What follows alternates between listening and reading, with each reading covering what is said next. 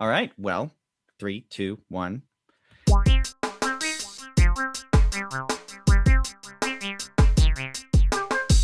Hello, everyone, and welcome to the Living NLP podcast show. My name is Nicholas Rave, and this is Morgan Lane Bennett. And what do we do here, Morgan?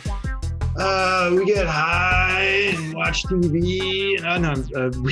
So that's what we do outside of here. Other podcasts. Yeah. So we are two NLP experts, and we get together and we talk about NLP and how we've used it in our lives and in our work. And we'll tell an anecdote about how we've used it in our lives and in our work. And we'll have some kind of quote about NLP-ishness and or NLP-ness.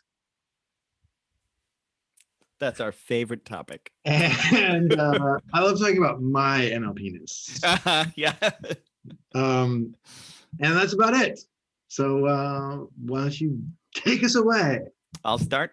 So my anecdote this week is going to be brief because it was a brief experience. I had an opportunity with a relatively new client to do like a 15-minute, holy shit, I'm about to go into a multi-million-dollar negotiation and I'm losing my mind. I need some help to get in the right frame. And I didn't know this was coming. And it was like a text message out of the blue. And I was like, yeah, I got a couple minutes. So I get on the call and I love this shit. I love being put in that spot of like, okay, this person's freaking out. So my number one job is stay calm, let him, and then guide his state into a more useful and resourceful one.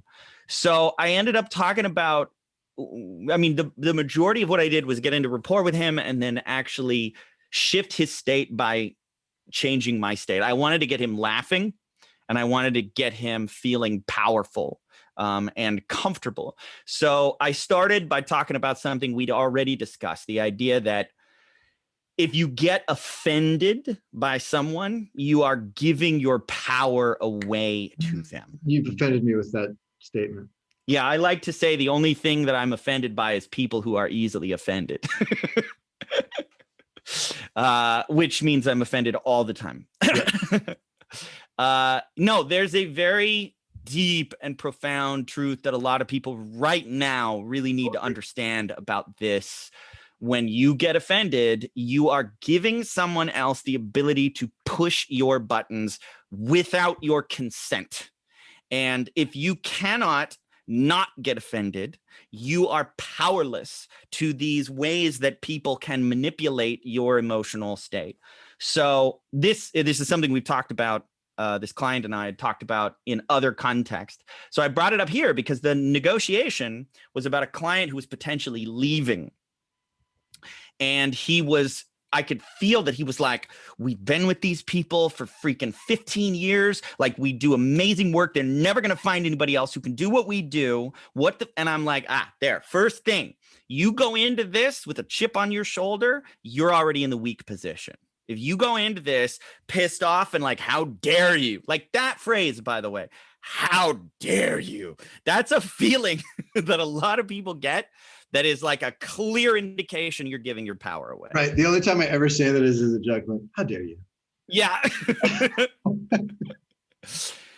So the first thing I got him to get was, if you're triggered by this client and you go into this situation, you're fucked. You're already fucked. This is going to go badly. There's almost no way for it to go well. So I got him to go, you need to, the powerful position in this is curiosity, to quote NLP. I didn't explain that to him in the moment, but one of the most powerful states you can approach a situation with is curiosity, open curiosity.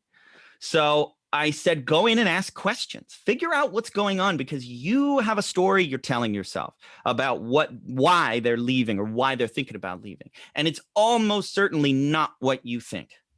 It might be. And if it is, then let them go. And operate with this attitude that we're so good at what we do that they're probably going to go out there, find somebody who can do it for cheaper than we want to, and they're going to find that it sucks. And in 6 months, they're going to come back. So if you have that attitude and that projection of the future, how do you approach the conversation and the negotiation? Well, I'm curious what's going on. Like, is there a room here? Because if you guys need to do something else for your business, it's not personal, it's just business. And then the last thing that I talked about was I said, now, if there's anything else you need to get in that powerful position, I referenced a Richard Bandler thing. He said that in a sales position, you want to be comfortable being in the predator position as opposed to the prey position. Now, he explains that the point is not that you're going to eat the person, but that if you're uncomfortable with that side of the equation, you're going to come in and the only other thing you can do is be smaller and weak and be the victim. So it's not that you go in there like I'm going to dominate this other person and I'm going to destroy them and I'm going to take advantage of them. It's about balancing those two energies. And most people need to swing the pendulum over to the side of feeling powerful. So Richard Bandler has a visualization that he does. He says, imagine the person you're going to talk to is in the bottom of a ravine and you're about 30 feet up and you are a 50-foot puma, is what he describes it as. So you imagine you're looking at them from above and they're small and you're like this. And this is an exercise I've done numerous times that just shifts the energy from you being like, uh-oh, this thing's bigger than me and it's coming at me, to, and then I find that I end up in like a, not a middle position necessarily, but like a third point in the triangle between predator and prey, that something up here is actually the calm, relaxed, powerful position. So it's 15-minute conversation and he came away from it laughing and I think feeling much better. And I still haven't heard yet how the negotiation went, but if there's anything interesting to share, I'll share that later. But that was just really fun to do, like, high pressure coaching. Nice. Yeah, I like that. The generation, ouch. Generation bubble wrap, the bubble wrap generation, which is perfect. Now everybody has to stay inside their house, and it's just so like I said the word triggered the other day, and it's hard for me to even say the word triggered, like a stimulus response, right, without it being soiled by you've triggered me. Oh yeah. Oh, and God, there was Kyle Dunnigan. You know who he is? Comedian. Yeah. He does great. He has great YouTube stuff. He has a podcast called Pussies, and it's about women, for women, by men, and it's these two guys who are like, it's the cartoon version of a beta male, and da, da, da, da. And he said this one guy referred to himself as a PTE. Yeah, and it's really hard for me as a pre-triggered empath. he's already. Oh, wait! You gotta let that sit. PTE is pre-triggered empath. Yeah. So yep. So they're always apologizing to each other. I'm really sorry about that. Oh yeah, it's okay. I'm sorry. I would like to apologize to you. And so yeah, as a pre-triggered empath, I just thought that was genius of them in the bubble wrap world. Because again, everybody's like, why can't someone just, you're an asshole. I don't like the way you think. I'm gonna go over here. Everything's got to be like, I disagree with you, and that makes me sad. So you need to be canceled, and then they're like, so yeah. Don't get me started on the easily like offended. The professionally offended. Yeah, right? Pre-triggered is such a great right, but a pre-triggered empath, which means everything you do, it's like pre-crime. Like you're guilty of things you haven't even done because I'm projecting onto you. I've already felt the thing I'm projecting onto you, even though you haven't done it. So now you're still guilty for me projecting on you. Which goes to like the 4 agreements. Where it's like, don't take anything personally. Don't take it personally. Don't make assumptions about what other people mean when they say a thing. Get clarity. What did you mean by that? Because I'm not sure if I like the way I think you meant it. Oh, okay, cool. Or if, no, so I didn't like the way you thought you meant it. Awesome. I'm going to go over here now. Exactly. Whatever. And I definitely think most people are afraid, uncomfortable, afraid to be on the dom side of sales. That's why they Mm-hmm. suck at it, Mm-hmm. because you can't be a sub of sales and be like, here's my stuff. You can get it if you want. I don't mean, I don't Mm-hmm. want to trigger you or offend you, but like, I don't want to offend you with, yeah, I know my stuff. It's awesome. It's Right. worth this much. Isn't that cool? Yeah. Oh, don't you understand? Well, here, how can I help you understand? Oh, you don't understand? All right, cool. Someone else will. And Yeah. maybe I'll learn a better way to help you understand. But like, if you don't want it, that's fine. Yeah. Yeah, it comes from that lack of desperation place. And really, honestly, and you helped me with this a lot, was knowing the value of your product, Yeah. whatever it is. If you're selling widgets or if you're selling new lives, you go, oh, cool. This is what you want. Pump it up. You go, you want that, don't you? Yes, I did. I mean, especially in hypnosis is just all of that wrapped in one big thing. Is that's what we do anyways. It's like, what do you Yeah. want? Cool. Isn't it going to be great? Yes. Well, what do you need to get it? This. What's in the way? Yeah. That. Let's go. Right. There's not really a lot of room for, hey, do you think maybe you'd like to kind of be a different person? Maybe, I don't know, like if it's such a, yeah. I mean, it's still up to you. It's true, but like, I don't want to like, so I think there's a middle ground there. And just Can I comment on that real quick? yeah, sure. Go ahead. I think most people do not have uh, an accurate or helpful internal representation of what that dom position that you described is. Right. Yeah. For most people, they see the dom thing as aggressive and pushy, and Right. it sort of relates to a distinction I've made before between cocky and arrogant and confident. And a lot of people mistake arrogance for confidence. God, and so bad. that like, this is what confident looks like. No, it doesn't. Confident is relaxed and comfortable, and confident is quiet a lot of the time. And being in the dom position is not pushy or aggressive or arrogant. It's strong, and it's safe for the other person. It makes them feel comfortable, and it's not pushy because it doesn't fucking need anything. Right. Well, I like to think of myself as being carrogant. Arrogant. Cute. Fucking turd. And the last thing I'll say on your thing is, I mean, really, you did symbolic language. You did some, symbolic work. Oh, imagine yourself as a puma. Cool. Yeah. A sales puma. Yeah, that's better than being a sales bunny rabbit about to get right. So yeah, I want to be sales puma. So pretty much that's what I've been leaning into, is just go straight to that. And I was talking about it on a thing yesterday. It's like there's emotions which get triggered, or pre-triggered, as the case may be, and they have meaning. Like the meaning tells the emotion, like, here's a piece of information, I'm giving that information meaning, which then tells me which emotion to have.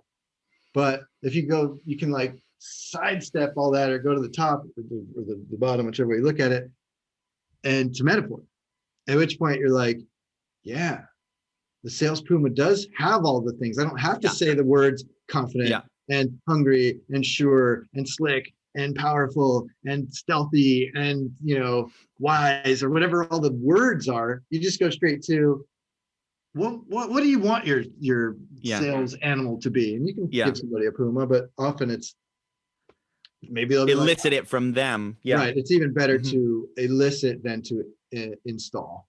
Right? I think the thing that I love so much about the way you've been using symbolic language is it's not just what you're shifting it to, it's getting the nominalization or the generalization word for what do you call what you're doing now? Oh, it's a shaky boat. Or it's I'm a bunny. I feel like a bunny rat. Oh, you call it a bunny rat? Because if they don't say, you could say, what kind of animal would you call that, and be a little more directive. But you can be super abstract, and they can be like, it's a house of cards. Yeah, like it's an envelope from my desk. It doesn't really matter. Exactly. So then what would it need to be in order to be what you want it to be? And then you take whatever they said and translate that metaphor into something useful. Yeah. It's such a good shortcut. Yeah, it's definitely a shortcut, or a hack, which is another word. It's you want to know how to hack your triggers? Yeah. The word quantum the word quantum used to drive Oh me yeah, insane quantum. because everything You was, do it through yeah.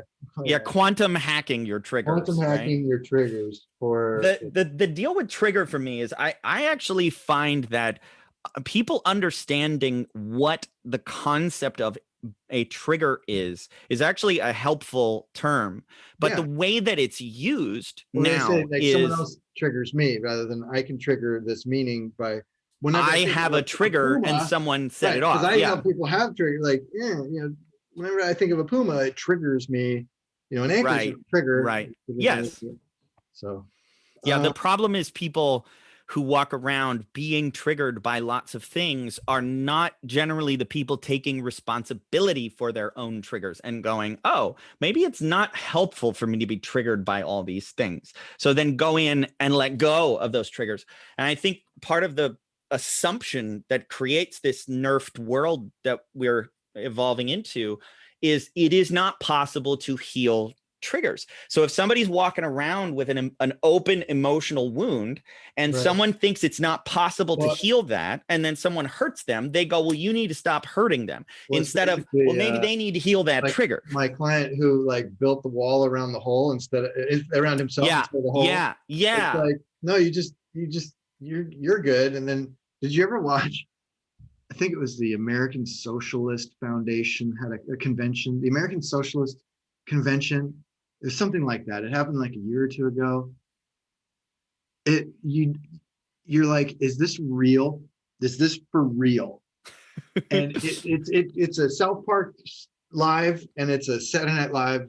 It's they all call each other comrades and it's a bunch of 20, 30-year-olds and they can't get the meeting started because everyone keeps speaking up and going, excuse me, comrades, I need everyone to just stop with the clapping, no clapping, and okay. And then they go for another 5 seconds. It's like, excuse me, point of privilege, point of privilege. They keep saying point of privilege. We got to stop using gendered language. Okay, and then the point of privilege. Please, we need to keep it down. We need everything to be because we got to do this. No snapping. We just got to wave our hands because there's people, and everybody's trying to cater to everybody else's triggers that no one can get anything done, and they're all kind of attacking each other because nobody's safe from everything. So it's you can't make everyone safe, and they can't get the meeting started. It's fucking hilarious, and it's everything. You're like, this is they're like proving the point of it. And while you all come from a good place and nobody wants anybody to get her feelings hurt, and I get that, that's very sweet. You have to, I'll find it for you. It's like the American Socialist Convention. Just look up outtakes or comedy. You'll see it and you won't believe it. You'll be like, this is its logical end, where you take those people and you lock them in a room and they'll attack each other. They'll until the most pre-triggered empath is there, covered in the blood of the lesser. It's to sum up, you cannot rid the world of assholes, but you can make people more resilient to assholes. And when assholes can't trigger you anymore, then they go away and they go find other people and who some people are aren't more even trying easily to trigger triggered. you. Some people, sometimes it's you just being hypersensitive to something that happened in your past, and you're like, someone needs to tell these guys about projection. Like, yes, some people have definite medical issues and this and that, and you should be respected, and we don't want to exclude anybody, and we want to just make sure everybody feels safe. But the fact that, like, that's the definition of safe. Like, what is safe? Safe is no one will ever touch me. Like, stay away from me. Don't look at me. Like, I don't, respect all of my quirks and weirdnesses. Yeah. That's crazy. That's crazy. Yeah. So anyways, we should catch a thing if you can. It's ridiculous. Ken Wilber writes about the spiral dynamics. He's a philosopher. He writes about spiral dynamics value systems, and he there's a chapter in one of his books, or maybe it's one of the names of one of his books, called The Mean Green Meme. And he's talking about values level 6, and he talks about the everything you're describing here, about they can't get anything done. They're constantly turning on each other. They have the worldview that says we love everyone who loves what we love, but if you don't, we'll do anything to destroy you. And it's all from a place of compassion. Like, they think they're trying to help people and save the world, but they're completely ineffectual, and they're actually counterproductive in most of their attempts. Yeah. So, and if anything, it's the Democratic Socialist Convention. Mm. Yeah, Democratic Socialists of America National Convention, whatever it is, 2019, and you're just like, oh my God, you're proving the point. You're actually making it worse for people who just want to make the world a better place, because you've become a cartoon of everything that's untenable. Yeah. To be clear, neither of us are Republican either, in case you're hearing this for the but first of course time. somebody's triggered by it. But dude, all you have to do is say Joe Biden is not good. Yeah. And all of a sudden I've triggered 150 Yeah. million people to instantly have an emotional response, to call me a Nazi, to X, Y, and Z, and blah, blah, blah, to go down the. Yeah. So I think pulling people back from that kind of stuff is what we do, and it's why we do. Yeah. And as far as like my anecdote, I don't really have too much of one going on this week, other than wanting or doubling down on what we do and how we do it. And I guess if I was going to talk about anything, it's taking imperfect action, which we've done recently in our NLP course that we're starting. I've started making videos again. I took a break. I was doing crazy videos all the time, and I was like, Facebook, I don't care, whatever. But in this time of, weirdness, and it's only going to get worse, I think, for the near future, for the world, I want to be of more assistance, and I want to put myself out there. And it doesn't mean I got to write. And this is, for people, I had to learn this. I'm sure you've learned this. We're still learning it. And the people who are, if they listen to this, will learn, hopefully, to just do it. Yeah. Just do something. There's so much of what I've helped people with in my career is perfectionists. People who are super smart. They want everything to be nice. They don't want to be judged. They don't want to fail. They don't want to be seen. They don't want to get it wrong. So they rather than try and fail, they fail to try, and then they don't do anything, and then they buy a course and they do stuff. No, they don't take action. They want to be perfect, which is the worst. So I would just say, and that's part of what I'm doing in just making things, sitting down and having a conversation to a camera. And if there's any anecdote, I guess I can say is my client last week, I was helping this person. They want to build a coaching practice and they want to make videos. And I was like, well, what's the block? And it was all the perfectionism, and I needed to be this and that. And I'm thinking about all my thoughts. And I was like, well, what if you just, you're not doing that when you talk to me. You're not doing that when you talk to your friends. Like, what do you need to have happen for you to make that? She said, I want it to be fun. Like, cool. What do you need to make it fun? I just want to talk to my friends. Cool. Well, what if you could look at a camera and rather than think perfect and what's the structure and the larger thing that I'm building and what this and like judge, what if you just talk to your friend, talk to 5 friends, you go, this is my friend, I'm just talking to you. And kind of like this, I don't know what I'm saying, I'm just talking to you. If people watch it, great. If someone goes, that guy's an idiot, cool. If someone's like, oh, that's helpful, great. But I'm just trusting my unconscious mind, trusting my intention to go, hey, you know what? Here's something that I think might be useful. Here's a way to look at that. So she was able to do that and have fun making videos. And she's made more videos and they're natural. And it's like, I know, these people are so smart. They know, you know what to talk about. Talk for 3 minutes about something you care about. I don't care what it is, but be seen as someone who cares, someone who wants to share for the reason of making the world a better place. And that's pretty much where I'll be for the next 6 weeks, we'll say, and see what happens to January. Cool. But just caring, making a difference, doing, don't worry about trying, connect, just be seen as the person who does the things that you want to be doing, and the rest, I think, will take care of itself. So that's not much of an anecdote, but it's just kind of where I'm coming from with imperfect action and service. Those are the 2 things. Well, I think that strategy you just gave about how to make content easier for people is solid gold.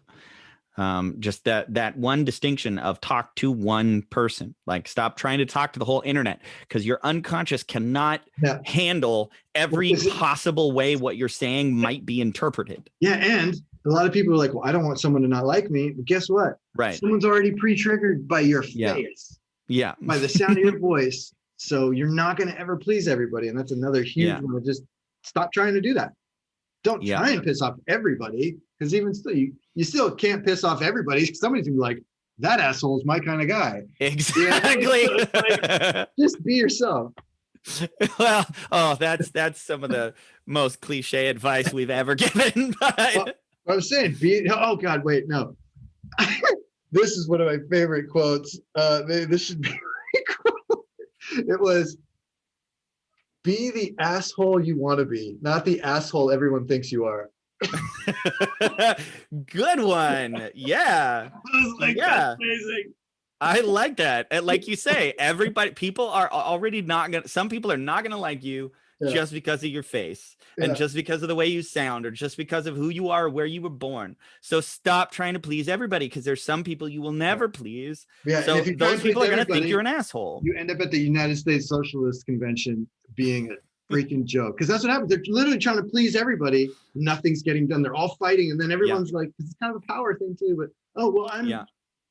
So, anyways, don't be the asshole you want to be, not the asshole everyone thinks you are. I love it.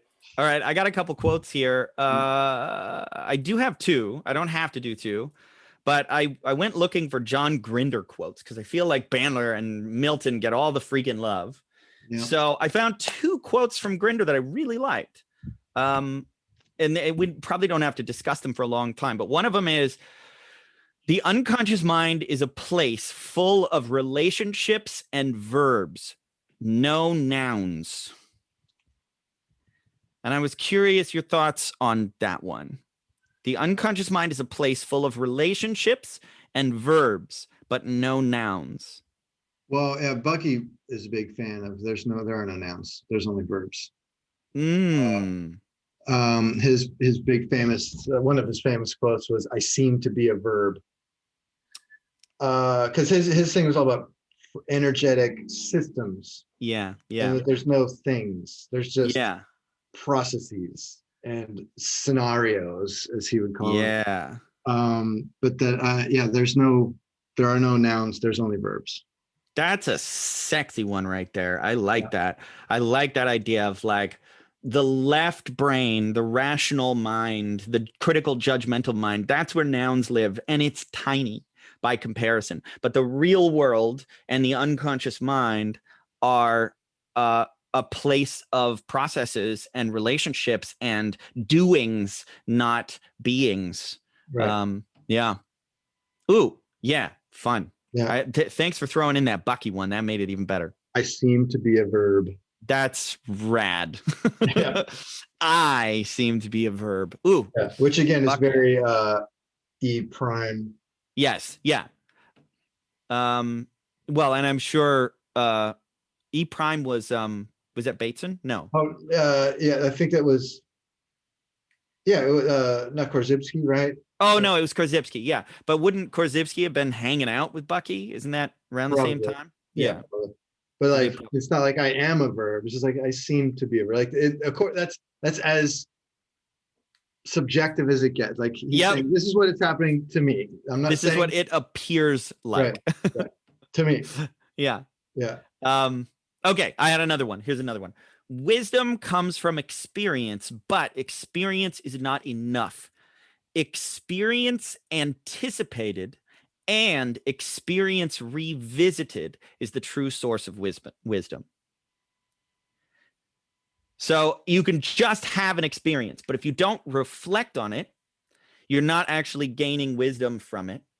But then the one I really liked was experience anticipated. The idea of when I'm trying on what I think he means, thinking through how you're going to do something and then doing it and then reflecting on it. That is the complete picture of how you draw wisdom from experience.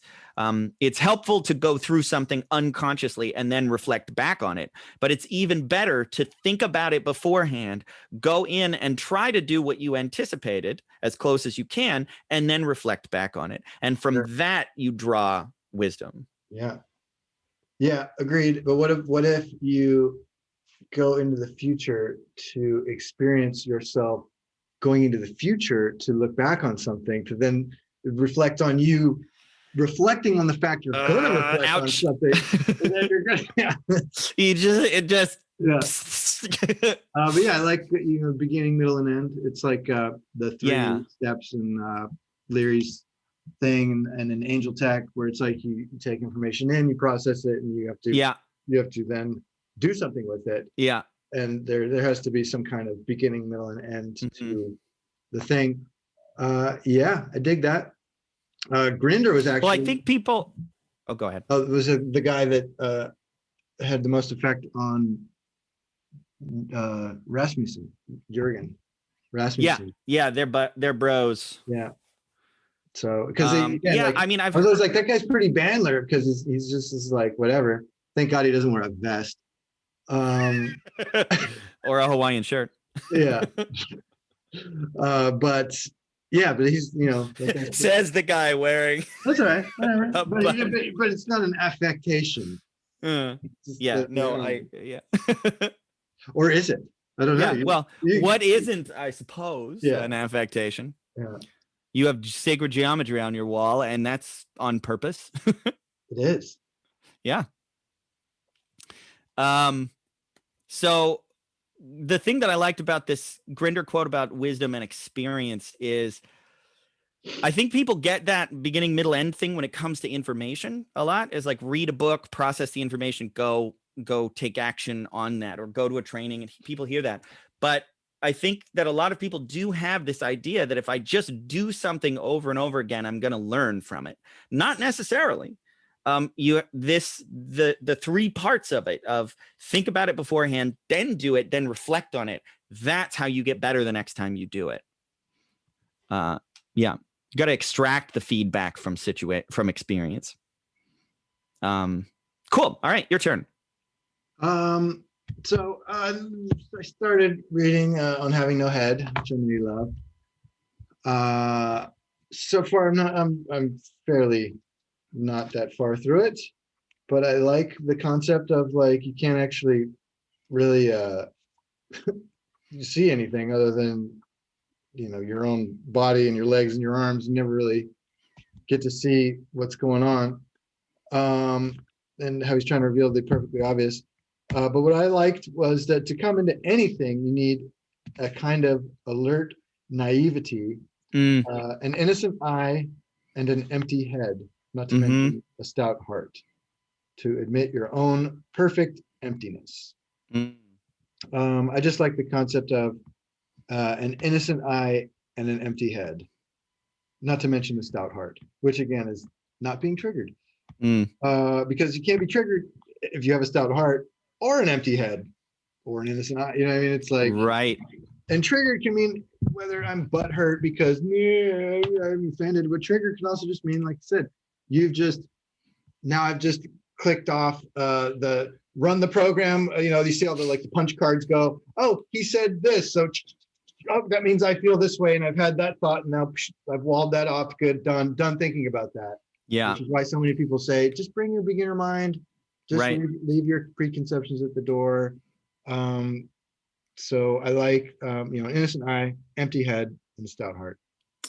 So a couple of weeks ago, we rewatched The Jerk, classic Steve Martin movie.